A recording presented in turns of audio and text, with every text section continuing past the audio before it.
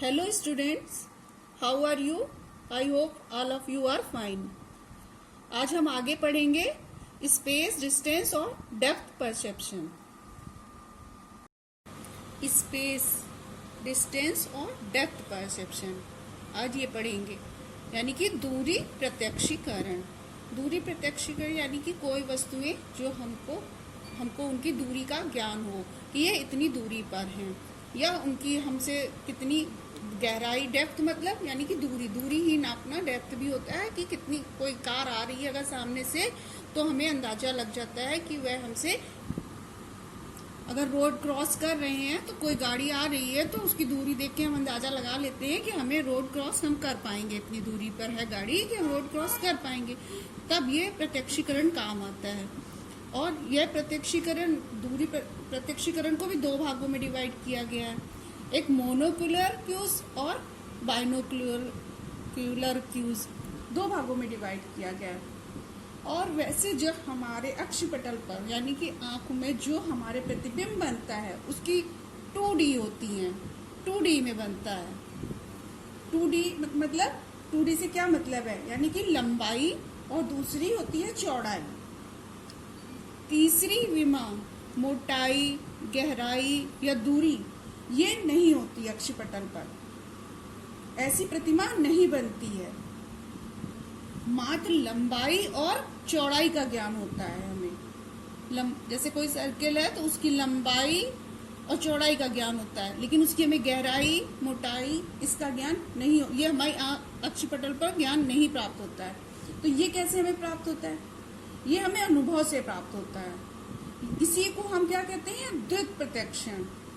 इसी को दूरी प्रत्यक्षण या द्विक प्रत्यक्षण कहलाता है। इसके संकेत निम्नलिखित हैं, जैसे अभी बताया। इन संकेतों के आधार पर हम इसकी गहराई का मापन करते हैं। मोनोक्यूलर क्यूज क्या होते हैं? एक आंख से जो चीज हमको दो आंखों से दिखाई देगी उतनी ही दूरी हमको एक आंख से भी दिखाई देगी। वैसा ही परसेप्शन हम एक आंख से भी कर सकते हैं। और बाइनोक्यूलर में दो आंखों से जो प्रत्यक्षीकरण होगा वो पूर्ण होगा। एक आंख से उतना पूर्ण नहीं होगा, आधा होगा, या दाहिनी आंख से और बाईं आंख से अलग होगा। मोनोक्यूलर में क्या होगा, जैसा एक आंख से देख सकते हैं वैसे ही दोनों आंखों का इस्तेमाल करने पर भी देख सकते हैं, उतनी ही दूरी दिखाई देगी। ऐसा मोनोक्यूलर क्यूज अधिकतर सीनरीज और फोटो, चित्र आदि में यूज होते हैं। मोनोक्यूलर क्यूज का क्या होता है, ये कोई जन्मजात नहीं होते हैं, इनको हम अनुभव द्वारा सीखा हुआ होता है। एक्सपीरियंस से हम अंदाजा लगाते हैं। जब हम अनुभव हमारा बढ़ता जाता है उतनी हमको गेसिंग हो जाती है कि ये चीज ऐसी इतनी दूरी पर है, या उसको सीख जाते हैं। जन्मजात नहीं होता है, जबकि बाइनोक्यूलर जन्मजात होते हैं क्यूज। इसमें भी डिवाइड है। डिवाइड क्या क्या है? सबसे पहले कौन सा एक आता है? इंटरपोजिशन। इंटरपोजिशन इसमें क्या होता है, यदि एक उद्दीपक और उसके पीछे हो या आगे वाला उद्दीपक दोनों पूर्ण रूप से अंश को आच्छादित करते हैं, एक दूसरे को आच्छादित कर रहे हैं, तो क्या होगा, सब्जेक्ट पीछे वाला को भी वैसा ही पूर्ण रूप में देखेगा जो देख रहा होगा। जैसे सीनरी में कोई आगे पीछे इस टाइप से कोई स्क्वायर बने हो या बॉक्स बने हो तो आपको लगेगा ऐसा ही स्क्वायर बॉक्स पीछे भी रखा हुआ है। आप यही तो इमेजिन करेंगे इसको देखकर। ये अधिकतर सीनरीज में इस टाइप के यूज होते हैं कि अब आप इसको इमेजिन तो ऐसा कर रहे हैं, लेकिन हो सकता है ये ऐसा ही हो, सिर्फ इतना ही हो, ऐसे बना हो, लेकिन आप इमेजिन ऐसा नहीं करेंगे। आप इसको ऐसा ही स्क्वायर इमेजिन करेंगे कि ऐसा ही पीछे रखा है, एक के पीछे दूसरा तीसरा ऐसे बॉक्स रखे हुए हैं। तो ये इंटरपोजिशन होता है, प्रत्यक्षीकरण। इसके बाद क्या आता है? Proximal size. प्रॉक्सिमल साइज में क्या होता है, जो रेटिना पर हमारी इमेज बनती है, रेटिना पर जो प्रतिमा बनती है वह आंख से अगर दूरी बढ़ती है, अगर उसको पास रखते हैं तो वो क्या होता है, बड़ी दिखती है, और दूर अगर ले जाएंगे तो क्या होगा, छोटी दिखेगी। वही वस्तु पास आने पर बड़ी और दूर जाने पर छोटी दिखती है। यानी कि दूरी घटने के साथ साथ रेटिना की प्रतिमा का आकार भी बड़ा हो जाता है, और दूरी बढ़ने के साथ रेटिना पर उसका आकार छोटा हो जाता है। निकटस्थ आकार के द्वारा भी उद्दीपक की दूरी का प्रत्यक्षीकरण संभव है। इसके बाद क्या आता है, शैडो और लाइट। शैडो और लाइट, इसमें क्या है, प्रत्येक उद्दीपक के 3 आयाम होते हैं। क्या होते हैं, लंबाई, चौड़ाई, गहराई। इन तीनों आयामों के कारक उद्दीपक के धरातल पर जो प्रकाश पड़ता है, जो शैडो पड़ती है, वो एक समान नहीं होती है। सेम हो और उसकी दूरी पर अगर है तो उसकी शैडो सेम नहीं होगी। पास वाले की शैडो थोड़ी बड़ी होगी और दूर वाले उद्दीपक की शैडो छोटी होगी। तो ये प्रत्यक्षीकरण हम कर लेते हैं। अगर शैडो बड़ी है तो वो दीपक भी बड़ा है, पास में है उसकी शैडो बड़ी हो रही है, दूर वाले की छोटी हो रही है, तो वो वस्तु दूर है। इससे ऐसा प्रत्यक्षीकरण करते हैं। इसके बाद आता है लीनियर पर्सपेक्टिव। लीनियर पर्सपेक्टिव में क्या आता है, दो दीपक जब एक रेखा और पंक्ति के रूप में एक दूसरे के समान चल रहे हों, उनकी लंबाई दूरी बढ़ने के साथ साथ उनके बीच का अंतर कम होता चला जाता है। और अधिक दूरी पर जब वह जाते हैं तो वो मिलते हुए प्रतीत होते हैं। जैसे रेल की पटरियां, यहाँ से देखना शुरू किया तो ये काफी चौड़ी लग रही हैं और रेल की पटरियां ऐसे ही दिखती हैं। जिस जगह से आप खड़े होगे देखोगे उस जगह तो चौड़ी दिखेंगी, दूर तक आपको वो पतली पतली पतली और अंत में वो गायब सी दिखाई देंगी। इस टाइप का प्रत्यक्षीकरण दिखाई देगा कि वो अंत में बिल्कुल गायब हो गई। तो ये लीनियर पर्सपेक्टिव में हम ऐसा प्रत्यक्षीकरण करते हैं। इसके बाद आता है एरियल पर्सपेक्टिव। एरियल पर्सपेक्टिव में क्या होता है कि वातावरण, जो एनवायरमेंट है, उसमें उद्दीपक भिन्न भिन्न दूरी पर होने के कारण समान रंग के नहीं होते, क्योंकि जो वातावरण में धूल, धुआं या जो मॉइस्चर या पोल्यूशन है, उसके कारण जो दूर के उद्दीपक है उनका कलर चेंज हो जाता है, वो अलग से दिखाई देते हैं। जैसे अगर पास से पहाड़ का देखेंगे, अगर आसमान नीला है तो पहाड़ हमको यानी कि पास में है, साफ दिखाई देंगे। धुंधले हैं तो यानी कि दूर हैं। दूरी अगर जितना ही अगर धुंधलापन है तो इसका मतलब दूरी अधिक है। इसके बाद आता है मूवमेंट पैरेलैक्स। इसमें क्या होता है,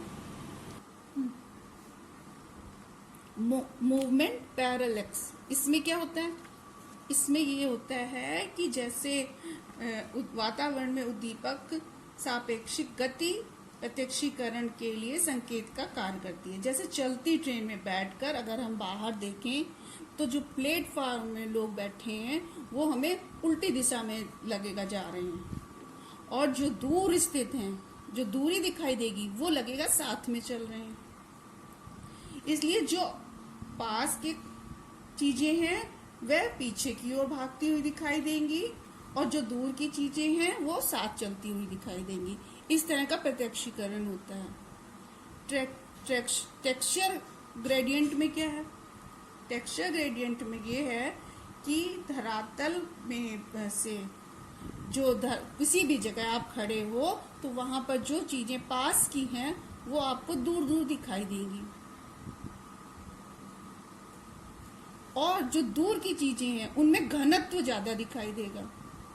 दूर की वस्तुओं में, दूर के पेड़ पौधे अगर पेड़ लगे हैं तो पास के पेड़ दूर दिखाई देंगे, और दूर वाले ऐसे लगेगा बहुत पास पास लगे हुए हैं, और छोटे हैं और पास पास दिखाई देंगे, तो घनत्व बढ़ जाता है।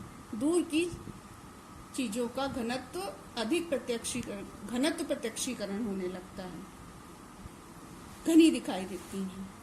इस तरह से हमारा ये क्यूज हैं, इसमें ये मोनोक्यूलर क्यूज हैं। और बाइनोक्यूलर क्यूज क्या,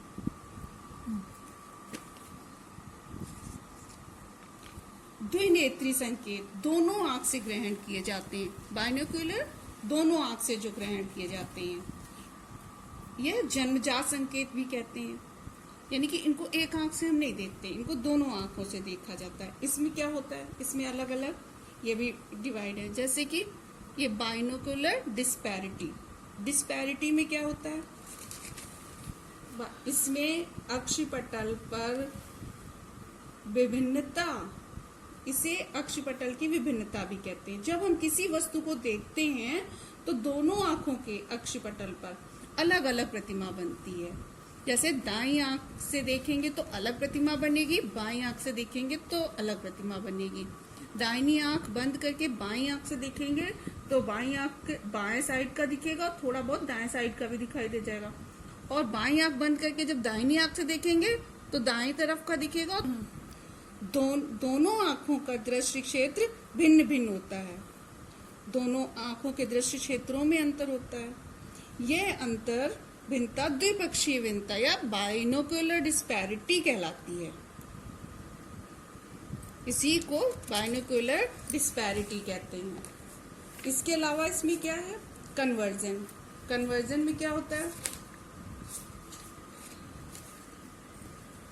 कन्वर्जन क्या होता है, जब हम नजदीक की वस्तु को देखते हैं तो दोनों आंखों का जो लेंस, रेटिना, जो दोनों आंखों के गोलक हैं वो नाक की ओर, पास की चीज देखते हैं तो दोनों पास आ जाते हैं। दोनों आंखों के जो गोलक होते हैं वो नाक के पास आ जाते हैं, और जब दूर की चीज देखते हैं तो वो गोलक दूर चले जाते हैं।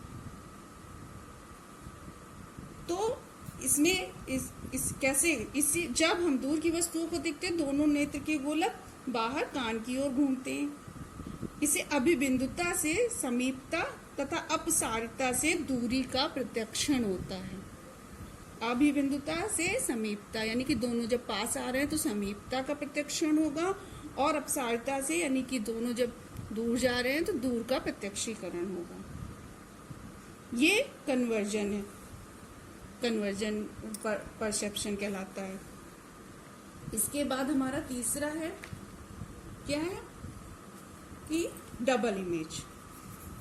डबल इमेज कैसे, जब अभिसरण बिंदु दूर होता है तब दोनों आंखों की रेटिना पर बनने वाली प्रतिमाएं एक दूसरे को काटती हैं, परंतु जब पास होता है तो प्रतिमाएं एक दूसरे को काटती नहीं है। तब क्या होता है, द्वि प्रतिमाएं संकेत का कार्य करती हैं, और जब दो प्रतिमाएं बनती हैं तो प्रतिमाएं एक दूसरे को काटती हैं। इस अवस्था में उद्दीपक दूर स्थित होता है, परंतु जब प्रतिमाएं एक दूसरे को नहीं काटती हैं तो उद्दीपक पास होता है। इस तरह के डबल इमेजेस में होता है। ये हमारे दोनों क्यूज हैं जो हमारे प्रत्यक्षीकरण के को निर्धारित करते हैं कि इस तरह से प्रत्यक्षीकरण होता है। इसके बाद आता है इल्यूजन, भ्रम। भ्रम क्या है,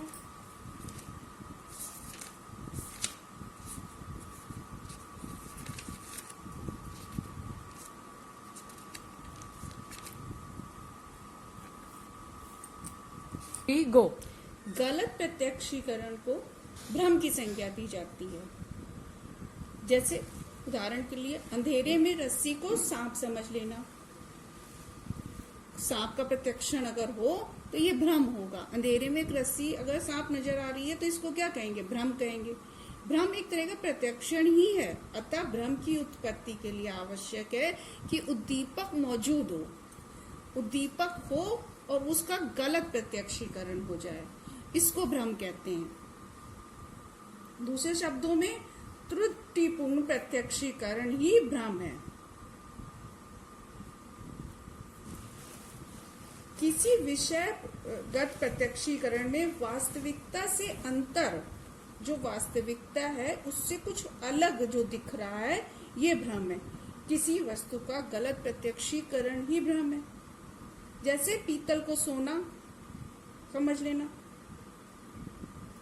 ये भी एक भ्रम है। इस भ्रम और प्रत्यक्षीकरण की प्रक्रियाएं लगभग एक समान होती हैं।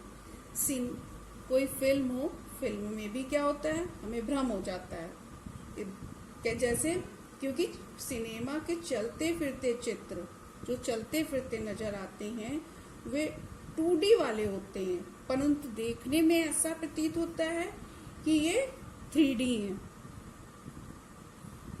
और 2D वाले चित्रों का 3D वाले चित्रों के रूप में प्रत्यक्षीकरण जो हम करते हैं वो एक प्रकार का भ्रम ही है।